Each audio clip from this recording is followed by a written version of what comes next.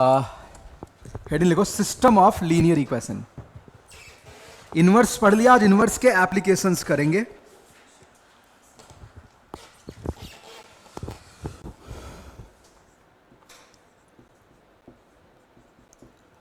System of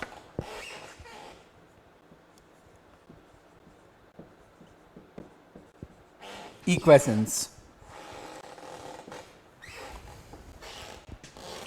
देखो, सबसे पहले यहां पे मैं एक बहुत ही छोटा सा एग्जांपल लेता हूं। दीप मॉड्यूल ले लो, मुझे पता चल गया क्या क्या है। लो, ये तो मेरी है, तुम क्या करोगे?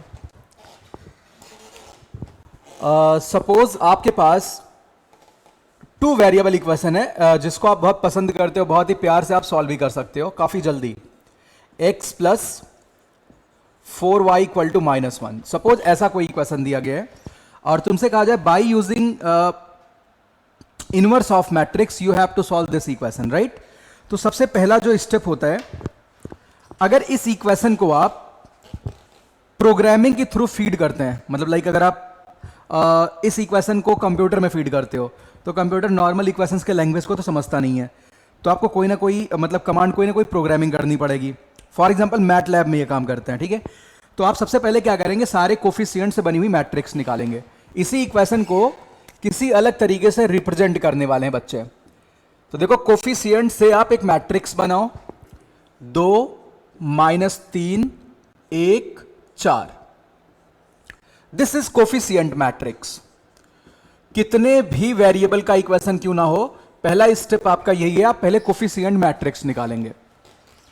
मैट्रिक्स का एडवांटेज क्या है, आप 2 वेरिएबल से डीलिंग कर लेंगे, 3 को भी आप सॉल्व कर ले जाएंगे एलिमिनेट करके। लेकिन अगर वेरिएबल 8 या 10 हो गए, फिर उसे मैन्युअली सॉल्व कर पाना बड़ा मुश्किल है। तो वैसे केस में मैट्रिक्स बहुत मदद करता है, राइट? तो आप सबसे पहले कोफिशिएंट मैट्रिक्स लिखो। अब देखो बच्चे, इसके बाद आप वेरिएबल्स के लिए कॉलम मैट्रिक्स लिखो, x y, और फिर राइट हैंड साइड में जो कॉन्स्टेंट्स हैं उनके लिए मैंने एक बी मैट्रिक्स लिख दिया, दैट इज 4, -1। अब अगर आप इन वैल्यूज को ऐसे लिखें ax इक्वल टू बी, तो आपको सेम इक्वेशन मिलने वाला है। बोलो बच्चे हाँ या ना? देखो, आप a इंटू एक्स कर रहे हो, तो जैसे आप इसको मल्टीप्लाई करो, रो और इसका कॉलम मल्टीप्लाई होगा, 2x - 3y equals right hand side में क्या है, 4। Got it? वैसे ही यहां पे x plus 4y equal to कितना आएगा, -1 आएगा। तो ये इसी इक्वेशन का एक नोटेशन है मैट्रिक्स फॉर्मेट में। ये आप नॉर्मल इक्वेशन लिखते हो और ये मैट्रिक्स नोटेशन है। अब तुम्हें वैसे कैलकुलेट क्या करना है, you have to simply find capital X. आपको कैपिटल एक्स की वैल्यू निकालनी है। तो देखो बच्चे, कैपिटल एक्स निकालने के लिए क्या तरकीब अपन लगाएंगे, pre multiply both side by A inverse. तो यहां पे आएगा A inverse A into x बराबर ए इनवर्स बी। सवाल यह है, सर जब आप ए इनवर्स से प्री मल्टीप्लाई कर रहे हो, इसका मतलब इनवर्स एग्जिस्ट कर रहा होगा। ऑफ कोर्स, ये वाली बात बच्चे आप तभी कर सकते हैं जब डिटर्मिनेंट ऑफ ए क्या हो, नॉन जीरो। बोलो बच्चे हाँ या ना? क्योंकि अगर डिटर्मिनेंट ए 0 हो गया तो मैट्रिक्स का इनवर्स नहीं एग्जिस्ट करेगा। कोई दिक्कत तो नहीं है? अच्छा, ए इनवर्स ए की वैल्यू कितनी होगी, आइडेंटिटी मैट्रिक्स के बराबर होगी। यानी बच्चे I इंटू एक्स आपको मिल गया ए इनवर्स बी। तो जो एक्स मैट्रिक्स आएगा that will be simply A inverse B. इसको और अच्छे फॉर्मेट में लिख लेते हैं, अभी इसकी मुझे जरूरत पड़ने वाली है, यहां पे मैं लिख देता हूं। तो देखो बच्चे, जो एक्स है आपका, एक्स आया, ए इनवर्स बी का मतलब है adjoint of A into B upon determinant of A. मैंने ए इनवर्स की वैल्यू पुट कर दी। ए इनवर्स क्या होता है, adjoint of A upon determinant of A. और यहां पे कंडीशन यही है कि डिटर्मिनेंट ऑफ ए की वैल्यू नॉन जीरो होनी चाहिए, तभी इनवर्स एग्जिस्ट करेगा, राइट? अभी मैंने ये एक सिंपल सी कंडीशन लिख रखी है, क्योंकि जब आप ए इनवर्स से दोनों तरफ प्री मल्टीप्लाई कर रहे हैं तो मेक श्योर कि मैट्रिक्स इन्वर्टिबल है। कोई दिक्कत तो नहीं यहां तक? ये हमने फॉर्मूला डेराइव कर लिया एक्स कंप्यूट करने का। बोलो सर अगर डिटर्मिनेंट ए 0 हो जाए तो फिर आगे क्या करेंगे? अभी उस सब पे चर्चा मैं करने वाला हूं। यहां तक की कहानी बिल्कुल क्रिस्टल क्लियर है। अब आपको बच्चे क्या चाहिए? ए मैट्रिक्स पता है, तो ए मैट्रिक्स में आप ए का इनवर्स निकालेंगे। सभी लोग कैलकुलेट कर पाएंगे ए का inverse? Adjoint of A upon determinant of A करने, तो फटाफट आप ए का इनवर्स निकालो। चलो करते हैं मिलके। पहले इस इक्वेशन को सॉल्व कर लेते हैं इससे, फिर बाकी प्रॉपर्टीज वगैरह लिखेंगे। सबको समझ आया इससे इस पे कैसे आए? आपको पहले कोफिशिएंट मैट्रिक्स लिखना है, देन वेरिएबल का मैट्रिक्स कॉलम मैट्रिक्स लिखना है, देन राइट हैंड साइड का कांस्टेंट लिखना है, कांस्टेंट कॉलम मैट्रिक्स। फिर आप ए एक्स इक्वल टू बी करेंगे। अब एक्स चाहिए तो आप दोनों तरफ ए इनवर्स से प्री मल्टीप्लाई करेंगे, यानी यहां से एक्स आएगा ए इनवर्स बी। क्योंकि आपने ए इनवर्स से प्री मल्टीप्लाई किया तो make sure matrix should be invertible, right? वही बात यहां लिखी हुई है।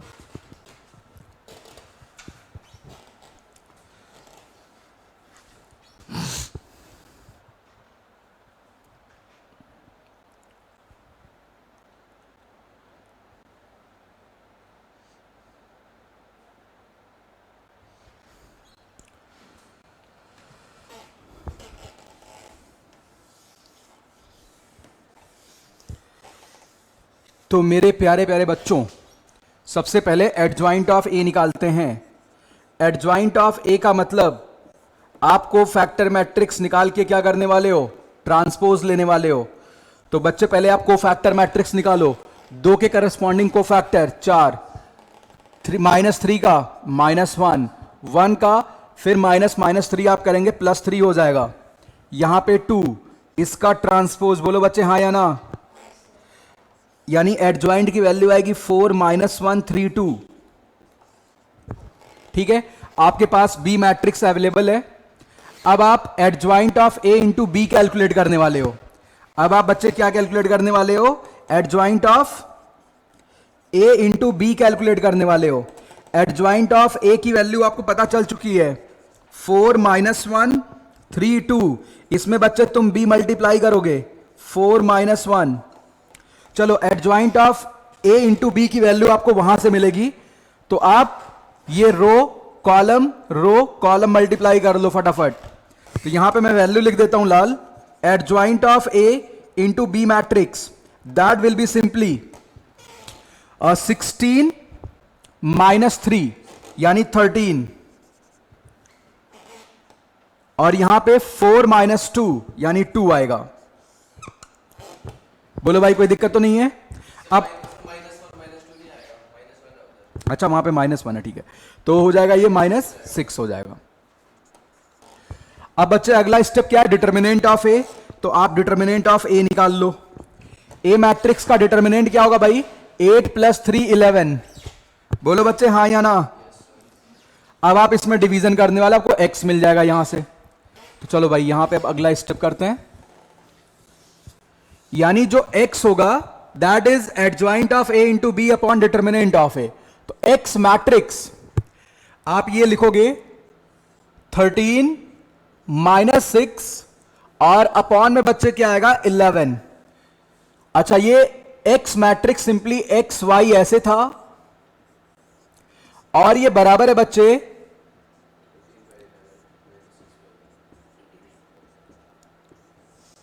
तो आपको x और y बच्चे यहां से मिल जाएगा।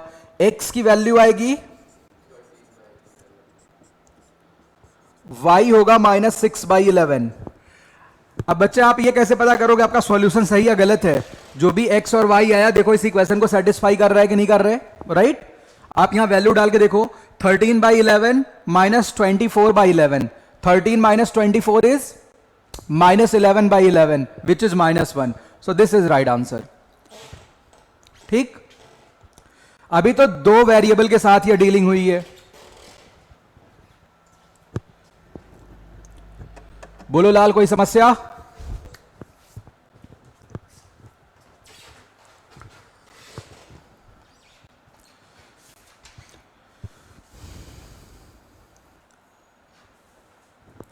चलो अब इस रिजल्ट को काफी जनरलाइज करते हैं, तो मैं रब कर दूं ये सब।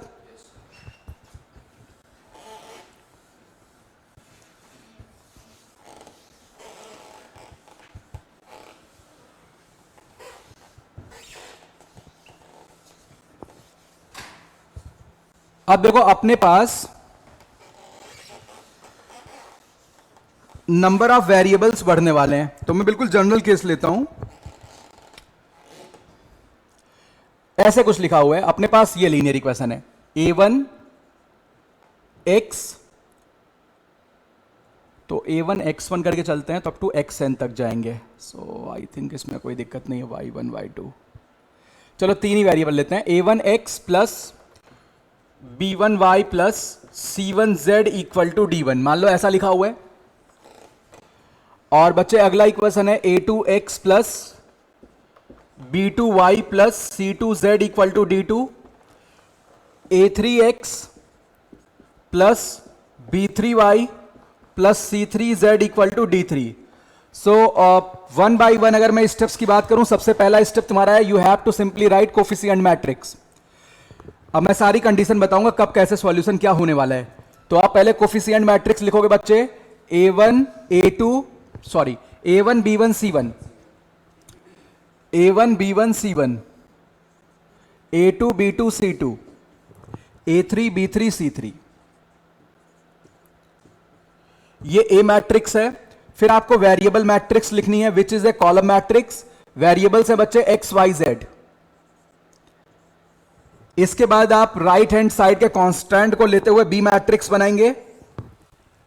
ये बच्चे है d1 d2 d3। बोलो भाई कोई दिक्कत?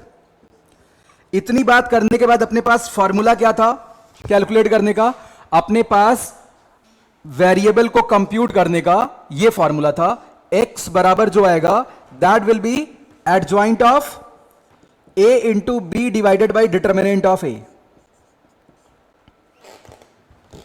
कोई दिक्कत तो नहीं है?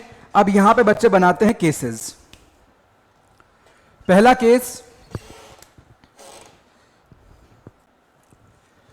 या किस तरीके से डील करें यहां से, चलो दो बात यहां पे लिखते हैं। पहला केस ऐसे आप बनाओ, ये आप नोट कर लो, मुझे रब करना पड़ेगा नहीं तो दिक्कत होगी। नोट कर लिए?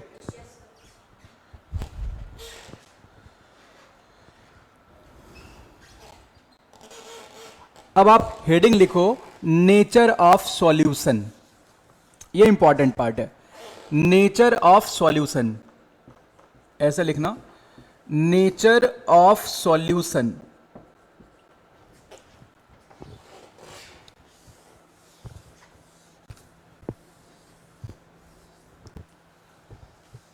तो आपके पास ये बात तो है ही है कि जो x है that is simply adjoint of a into b upon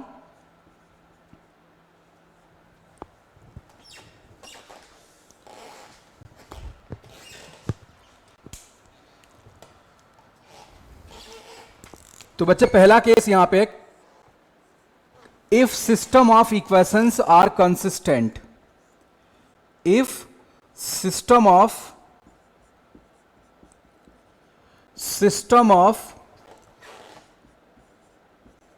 equations are consistent,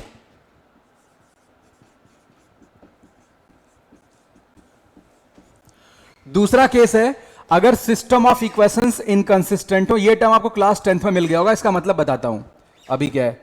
if system of equations are inconsistent,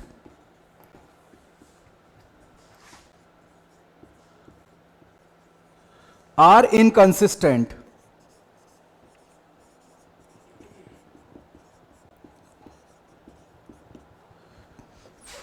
देखो बच्चे कंसिस्टेंट वर्ड का मतलब होता है सॉल्यूशन एग्जिस्ट कर रहा है।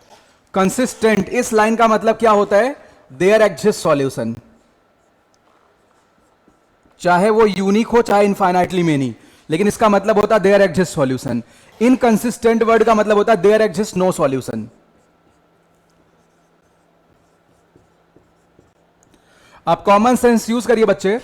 अगर डिटर्मिनेंट a की वैल्यू 0 हो जाए और adjoint of A into B non zero हो, गौर करना, if determinant A is equal to zero but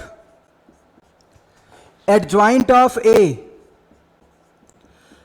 into B is non zero, इसका मतलब एक्स डिफाइन ही नहीं होगा, समथिंग अपॉन जीरो डिफाइन नहीं होगा, तो ऐसे केस में कोई भी सॉल्यूशन एग्जिस्ट नहीं करेगा, ये कंडीशन होती है। कभी आपसे कोई कितने वेरिएबल का इक्वेशन दे दे, पूछे वो कंडीशन बताओ जब सिस्टम ऑफ इक्वेशंस इनकंसिस्टेंट होंगे, तो इनकंसिस्टेंट का मतलब कोई भी सॉल्यूशन एग्जिस्ट नहीं करना चाहिए, आपको एक्स वाई जेड की कोई वैल्यू नहीं मिलनी चाहिए। ये तभी होगा बच्चे जब determinant A zero but adjoint of A into B non zero हो, राइट। तो ये बात आप लेके चलेंगे। देयर एग्जिस्ट सॉल्यूशन में फर्दर दो केस हो जाते हैं। पहला केस होता है अगर सॉल्यूशन एग्जिस्ट करता है तो होता सॉल्यूशन यूनिक हो, मेरी बात समझ आ रही है अच्छे से, यूनिक मतलब एक्स वाई जेड की अकेली वैल्यू पॉसिबल हो। दूसरा होता है infinite solution.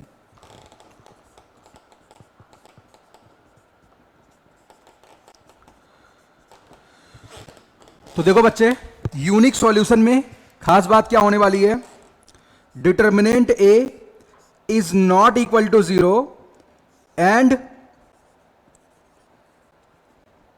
Adjoint of A into B बराबर, लिख लो ऐसा कुछ भी, इससे कोई फर्क नहीं पड़ेगा, कुछ भी हो जाए, बस डिनोमिनेटर नॉन जीरो होना चाहिए। अगर डिनोमिनेटर नॉन जीरो है तो एक्स की वैल्यू कुछ ना कुछ डेफिनेट आएगी, राइट। अच्छा, इनफाइनाइट सॉल्यूशन का केस क्या है? यह केस ऐसा है कि जीरो बाय जीरो फॉर्म बनना चाहिए। कैसा बनना चाहिए? तो बच्चे यहां पे है इफ, हालांकि इसके डेप्थ में जा सकते हैं लेकिन थोड़ी मेहनत ज्यादा करनी पड़ेगी, and adjoint of A into B is also zero. ये वो केस है जब इनफाइनाइटली मेनी सॉल्यूशन आता है। आपको ये तीन बातें याद रखनी है। पहली बात क्या है, अगर determinant A zero and adjoint of A into B non zero है तो कोई भी सॉल्यूशन एग्जिस्ट नहीं करेगा, मतलब सिस्टम ऑफ लीनियर इक्वेशन कितने भी वेरिएबल्स वाला क्यों ना हो वो क्या हो जाएगा, इनकंसिस्टेंट। और अगला केस, अगर आपके पास डिटर्मिनेंट ए की वैल्यू नॉन जीरो आती है, adjoint of A into B कुछ भी हो, तो ऐसे केस में यूनिक सॉल्यूशन आएगा, एक्स वाई जेड की अकेली वैल्यू तुम्हें मिलेगी वेरिएबल्स की। अगर ऐसा मिलता है तो इसका मतलब क्या हो गया, इनफाइनाइट, एक्स वाई जेड के इनफाइनाइटली मेनी ऑप्शंस आएंगे, सेटिस्फाई कर रहे हो, ठीक है। कोई दिक्कत तो नहीं यहां तक? तो इस पे एक सवाल कर लेते हैं, चलिए आईआईटी जेई का ही सवाल करते हैं, कुछ आर्काइव से क्वेश्चन करते हैं।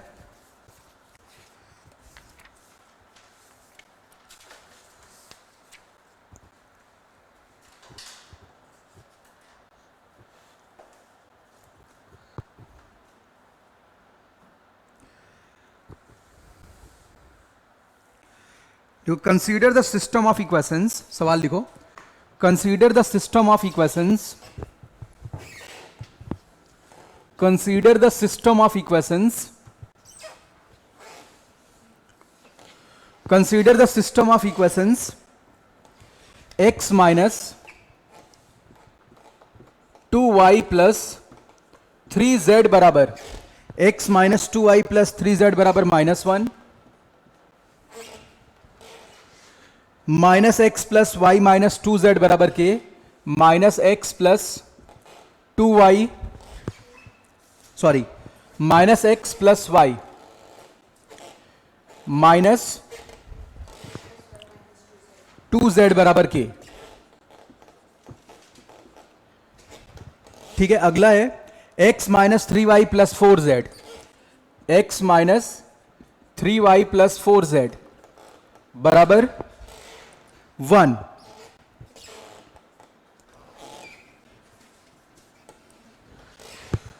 तो लिखना, if system of linear equation,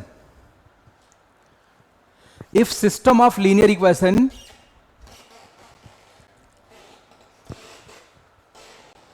has no solution then find k, then find k. दूसरा पार्ट लिखो, has infinitely many solution then find के।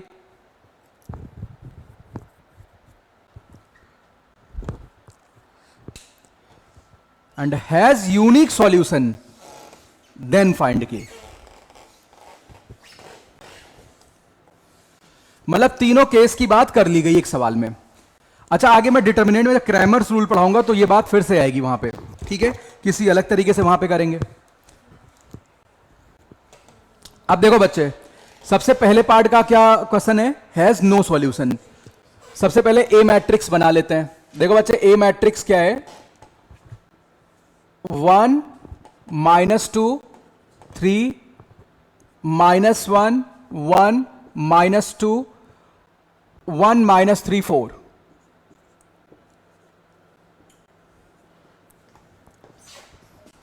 One -3 4, right. आपकी जो बी मैट्रिक्स है, एक मिनट यहां चेक कर लेता हूं, यहां भी किए तो नहीं था, नहीं. बी मैट्रिक्स आपकी है -1 K1 -1 K1. अब देखो बच्चे, पहले पार्ट में has no solution. No solution obvious है, डिटर्मिनेंट ए की वैल्यू नॉन जीरो होनी चाहिए कि जीरो होनी चाहिए, जीरो, और adjoint of A into B non zero होना चाहिए. चलो ये करके जरा देखते हैं. तो सबसे पहले डिटर्मिनेंट ए निकालते हैं. सभी लोग मेरी मदद करो डिटर्मिनेंट कैलकुलेट करने में. तो यहां पे डिटर्मिनेंट ए आएगा 1. मैं पहले कॉलम के अलॉन्ग एक्सपैंड कर रहा हूं. 4 -6 -2 +1 -8 +9 -8 +9 यानी 1, और फिर यहां पे 4 -3 4 -3, तो ये आ जाएगा 1. 4 -3, तो यहां पे 1 आ गया. तो यानी डिटर्मिनेंट ए शून्य आ रहा है. सभी लोग चेक करो बच्चे, सबने चेक कर लिया. डिटर्मिनेंट ए कितना आ गया, 0. अब पूरी बात किस पे निर्भर करने वाली है, adjoint of A into B पे निर्भर करने वाली है. तो फटाफट adjoint of A into B निकाल लेते हैं. पहले एडजॉइंट ऑफ ए निकालना पड़ेगा. एडजॉइंट ऑफ ए का मतलब बच्चे क्या है, ए मैट्रिक्स का कोफैक्टर देन ट्रांसपोज. बोलो हाँ या ना. चलो बच्चे, यहां पे कोफैक्टर लिखते हैं भाई.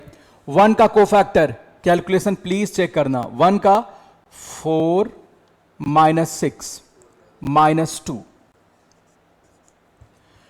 -2 का कोफैक्टर जो भी आएगा -1 मल्टीप्लाई करना होगा.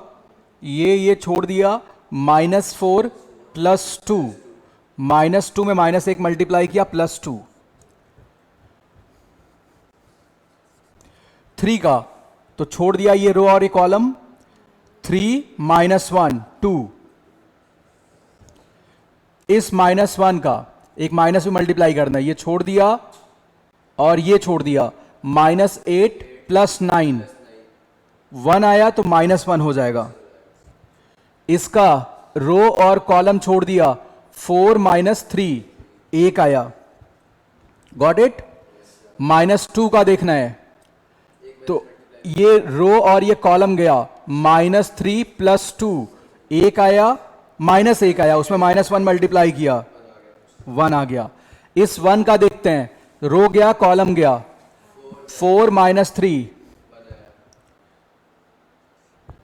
-3 का देखते हैं, तो -2 +3 1 आया, माइनस मल्टीप्लाई किया -1.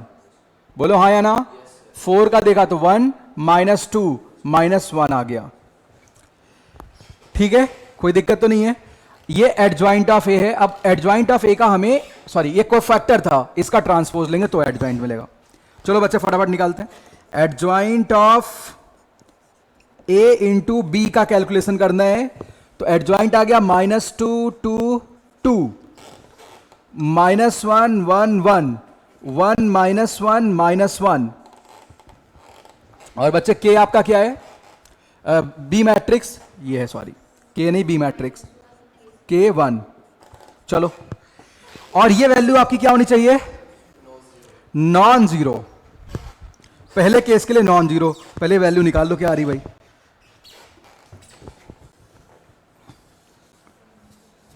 चलो बच्चे मल्टीप्लाई करते हैं, तो माइनस मतलब 1 -k +1 3 -k. पहला एलिमेंट 3 -k आ रहा है ना. अगला -2 +k -1 k -3. अच्छी बात. अगला -2 प्लस के माइनस, अच्छी बात है। ये किसकी वैल्यू आ गई लाल? Adjoint of,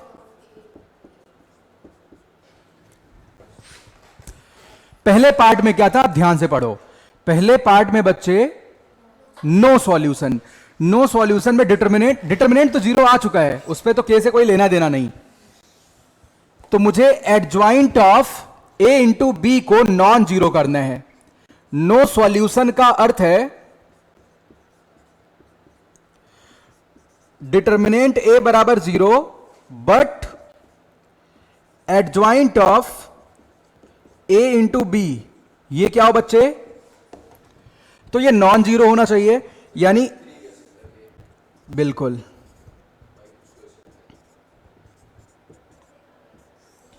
is non null matrix. तो नल आप इसी ऑर्डर का लिखेंगे ना, 0 0 0, यानी के कैन नॉट बी 3।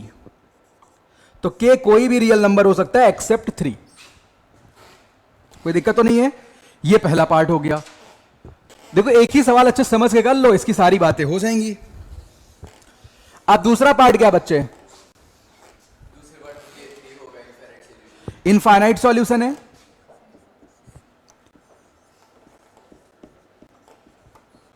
तो इनफाइनाइट सॉल्यूशन की खास बात, determinant A 0, along with you have to write adjoint of a। तो बच्चे यहां से k की वैल्यू कितनी आएगी? राइट कोई दिक्कत तो नहीं यहां तक। लास्ट ऑप्शन, थर्ड सॉरी, क्या पूछा हुआ है?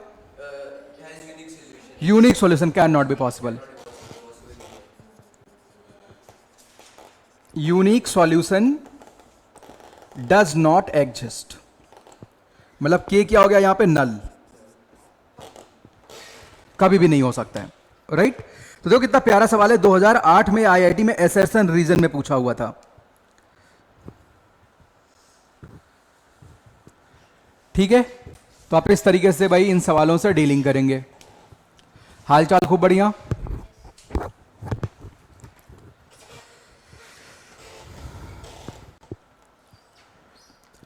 तो कैसे इस फंडे को यूज करने, आई थिंक पूरा मामला क्लियर हो गया होगा। अब अगली हेडिंग लिखो, system of homogeneous equation. System of homogeneous equation, system of homogeneous equation.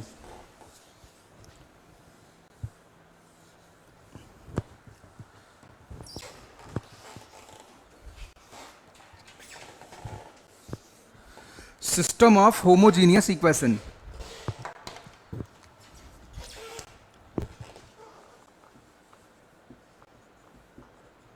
System of homogeneous equation.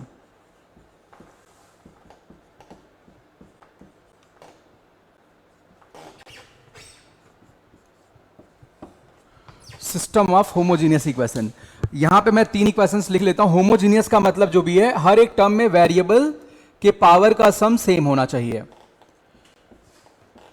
Got it भाई? यहां पे हर जगह एक एक एक आ रहे, इक्वल टू 0, क्योंकि जितने भी होमोजीनियस लीनियर इक्वेशंस होंगे, अगर मैं लाइन की बात करूं या पेयर ऑफ स्ट्रेट लाइन की बात करूं, ओरिजिन से पास करते हैं। होमोजीनियस वर्ड का क्या मतलब होता है? वेरिएबल के पावर का सम हर एक टर्म में सेम होना चाहिए, वो है। राइट आप यहां पे 1 वगैरह नहीं लिख सकते थे।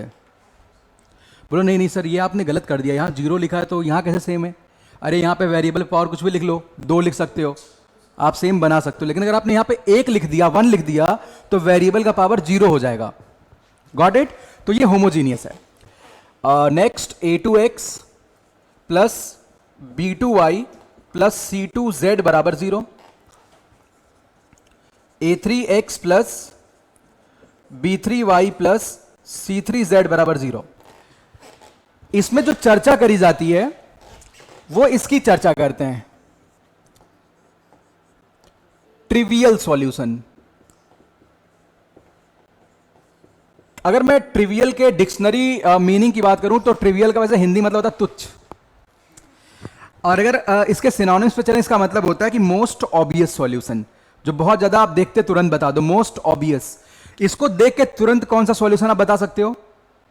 एक्स वाई जेड सारे जीरो हो जाएं, that is trivial solution, right. अगर मैं इस केस की बात करूं बच्चे, तो यहां पे पहले आप, इसमें चर्चा हम ट्रिवियल की करने वाले हैं एंड नॉन ट्रिवियल की। गौर करना, जो x की वैल्यू होगी that is adjoint of upon determinant a। अच्छा, ये b एक नल मैट्रिक्स है। b कैसी मैट्रिक्स है? नल मैट्रिक्स है। b is a null matrix.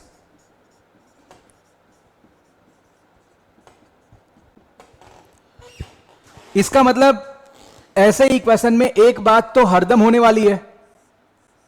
वो कौन सी बात है? Adjoint of a into B, इसकी वैल्यू हमेशा नल होने वाली है, शून्य होने वाली है।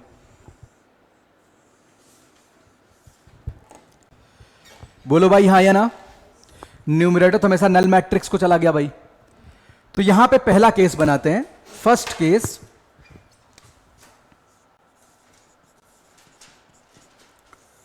केस फर्स्ट, अगर बच्चे ऐसा हो जाए, क्योंकि ये तो हमेशा नल है, if determinant of A is not equal to zero. गौर करना बच्चे, अगर ये नॉन जीरो है, क्योंकि यहां पे क्या होगा, जीरो जीरो जीरो आ चुके हैं। यहां पे कैसी मैट्रिक्स आई? जो कॉलम मैट्रिक्स है, ये कैसी मैट्रिक्स हो चुकी है? ये ऐसी है, जीरो जीरो जीरो। तो अगर डिनोमिनेटर में नॉन जीरो आ गया, तो x की वैल्यू हमेशा क्या हो जाएगी? नल मैट्रिक्स हो जाएगी, मतलब सारी वैल्यू जीरो आएंगी, राइट। तो इसका मतलब हम कहेंगे यहां पे then system of equations are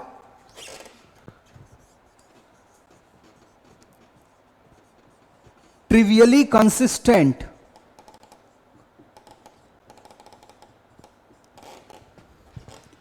and have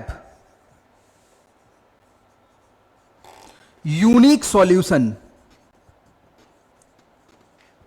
जो तुम्हें देखते ही पता चल गया था, that is x equal to y equal to z equal to zero. पूरी बात क्लियर है भाई? That is x equal to y equal to z equal to zero. यह आपको देखते ही पता चल गया था। अब अगली बात कर लेते हैं दूसरे केस की। Case two, if determinant of a equal to zero, क्योंकि आपने ऑलरेडी ये देख रखा है कि ये तो हमेशा नल आएगा ही आएगा। तो ऐसे केस में क्या होने वाला बच्चे? Infinitely many solution, zero by zero format बन रहे हैं, इनफाइनाइट मेनी सॉल्यूशन। तो ये ट्रिवियल नहीं होगा, नॉन ट्रिवियल होगा, क्योंकि अब आप सीधे एक्स वाई जेड की वैल्यू नहीं बतला पाओगे, राइट। तो यहां बोलेंगे then system of equations are non trivially consistent. बोले सर यहां कंसिस्टेंट क्यों बोला? क्योंकि सॉल्यूशन तो एग्जिस्ट कर रहे हैं ना। कितने आएंगे? इनफाइनाइट। ऐसे केस में नो सॉल्यूशन की बात ही नहीं होगी। Then system of equations are trivially inconsistent.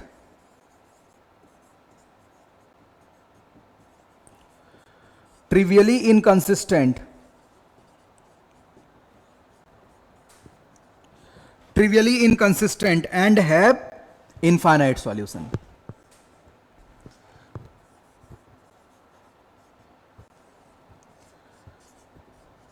तो आपने 5 केसेस में सारी बातों को खत्म कर दिया, 3 पहले के 2 अभी के। तो इस पे भी एक सवाल कर लेते हैं।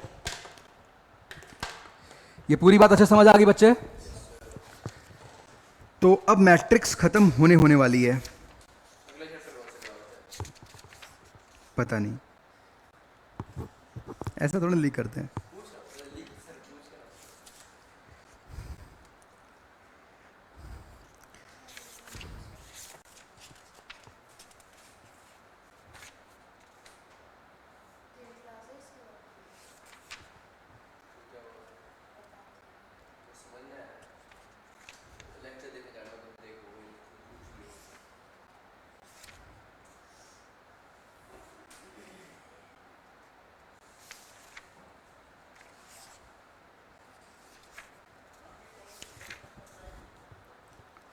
कोई यहां तक डाउट है तो पूछ सकते हो आप।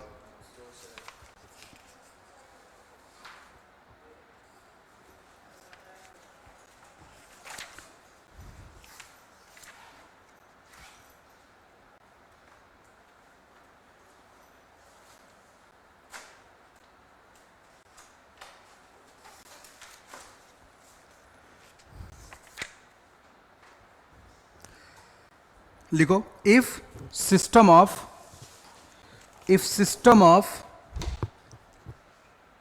equations, if system of equations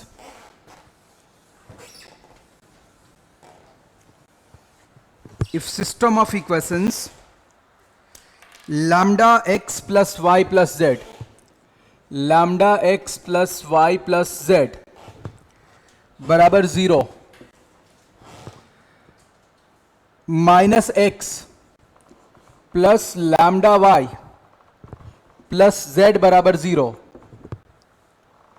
and minus x minus y plus lambda z बराबर 0 has non trivial solution, then possible values of lambda are, A option 1, B option 2, C option -3, D option √3। देखो बच्चा, ये homogeneous equation है, तो एक बात तो obvious है। क्या बात ऑब्वियस है? Adjoint of A into B null matrix आएगा। तो नॉन ट्रिवियल करने के लिए क्या करना पड़ेगा? डिटर्मिनेंट को 0 करना पड़ेगा। क्या करना पड़ेगा? तो कोफिशिएंट्स के डिटर्मिनेंट को आप 0 कर दो। मेरी बात समझ आ रही है? यानी लैम्डा 1 1 -1 लैम्डा 1 -1 -1 लैम्डा, इसको कर दो बच्चे 0। बताओ भाई कितना आ रहा है यहां से? जल्दी से डिटर्मिनेंट को एक्सपैंड करके सॉल्व कर दो भाई, फटाफट से बता दो क्या आ रहा है।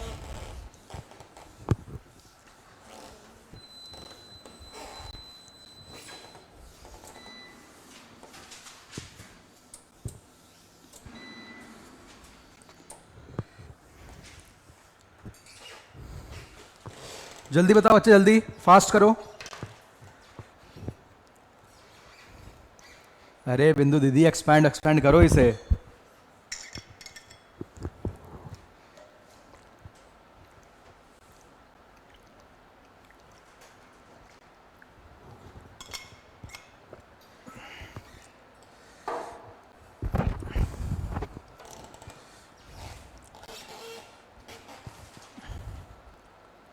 बोलो। Then possible values of lambda are. चलो भाई, यहां पे क्या है? लैम्डा स्क्वायर +1 में पहले कॉलम के लॉन्ग एक्सपैंड कर रहा हूं, +1 लैम्डा +1 फिर -1 लैम्डा +1, राइट? तो यहां से आएगा lambda cube plus lambda minus lambda, यानी प्लस लैम्डा होगा बराबर 0। ये आ रहा है जी? सर मेरा तो लैम्डा क्यूब प्लस 3 लैम्डा आ रहा है। 3 लैम्डा तो नहीं आ रहा है, -1। अच्छा, वहां पे शायद गलत है, ये 1 माइनस लैम्डा होगा। तो यहां पे 3 लैम्डा आ रहा है ना?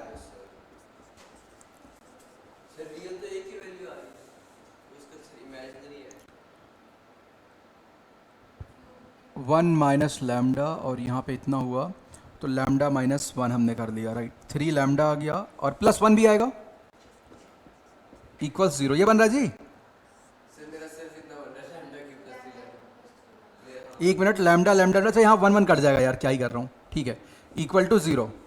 तो देखो बच्चे, एक तो लैम्डा की वैल्यू 0 आएगी और एक लैम्डा क्या आएगा? -3। 0 ऑप्शन में नहीं है, -3 ऑप्शन में है। नंबर ऑफ वैल्यूज नहीं पूछा है, then possible values of lambda are, तो -3 हो जाएगा। ठीक है, तो ये आपका ऑप्शन है। आज की क्लास में इतना ही रखते हैं। किसी का कोई डाउट है तो पूछ सकता है।